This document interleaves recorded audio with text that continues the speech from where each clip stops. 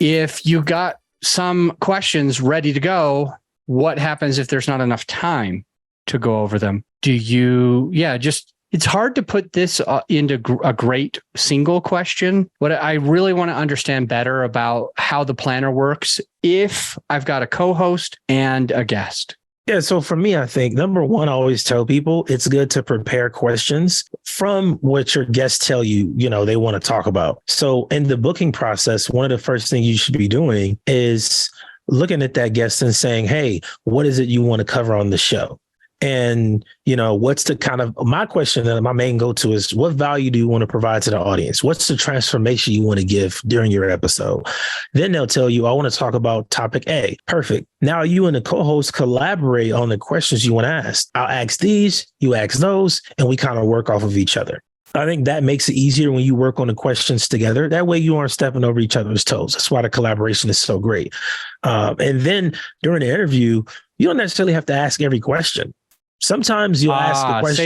Say it again. During the interview, you don't have to ask every question. Sometimes I'll have like 8 questions listed, but you only get to ask 3. It's fine. Yeah, you don't have to ask every question. For me, sometimes I will bring people back onto the show 6 months later and we'll do another interview and just pick up where we left off. Yeah. If it's that good of content, we just keep going that way. So I just think the planner is a great way to ensure your content is better, right? Like on that planner, you're going to have key points and data. I think this is especially important if you're on one of these business shows and you're talking about something that is more data focused, that has stats attached to it, so that you can back up your statements. Whatever claim you're making, you want to be able to back that up with some data in front of you. So it's just a way to stay more organized, So it sounds like, for the most part, you and your co-host come up with the questions together. And for the most part, you would plan to ask a certain amount of them. And you're going to need to give yourself grace if you can't ask each of them.